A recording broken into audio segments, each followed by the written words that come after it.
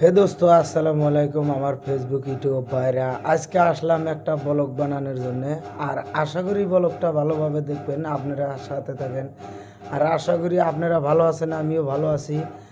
আজকের ব্লগটা হলো নিউজ চ্যানেলে। দেখেন আমরা কত কিছু দেখি নিউজে, মানে বাজে নিউজে দেখায়। মানে এই যে উচ্ছেদ হলো, উচ্ছেদ গোয়ালপাড়াতে, তার পাশে পাইকানে, তারপর ধুবড়িতে, বিভিন্ন ধরনের জায়গায় যে উচ্ছেদ হলো, উচ্ছেদ আমরা খুব পাইছি নিউজে। নিউজে কিন্তু এই উচ্ছেদটা খুব বাড়ছে। আর একটা জিনিস প্লাস, এই যে দেখেন, এই যে ফটোটা দেখতেছেন যে আপনারা, এই ফটোটার বিষয়, এটার নাম কি, কেরা কেরা চিনেন নাই আপনারা? তারা তারা আপনারা কমেন্ট করে কবেন এটা কেরা, আমি কয়ে দেবো এটা কেরা। এটার নাম হলো আরশিতা ফুকন।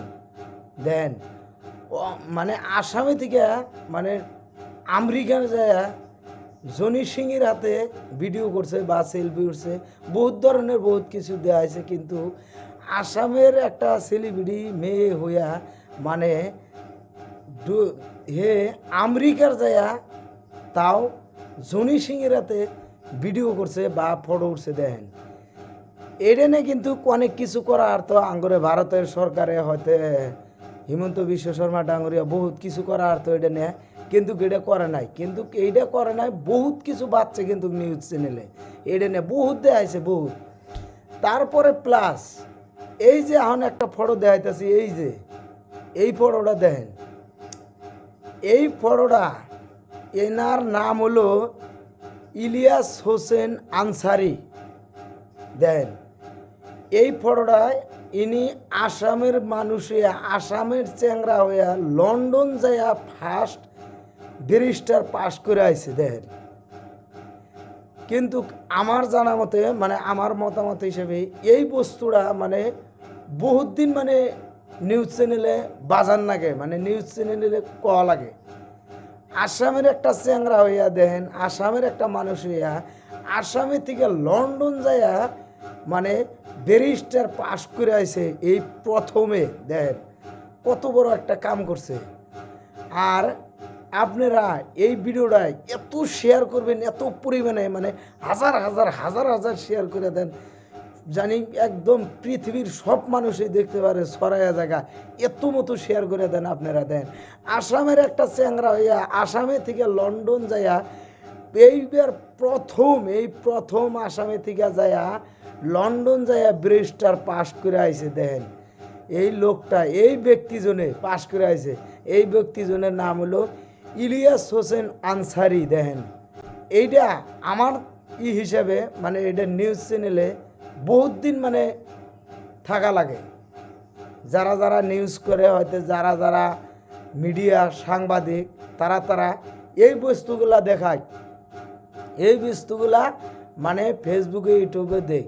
কিন্তু আমার জানা মতে যে ভারতের যেটা একটা চিংড়ি ছিল, মানে আরশিতা ফুকন, উনি মানে এই আসামি থেকে, মানে ভারতে থেকে যাইয়া আমেরিকান যাইয়া জনি সিংয়ের হাতে সেলফি উঠছে, ভিডিও করছে। এটা অনেক দিন বাচ্চা, মানে নিউজ চ্যানেলে।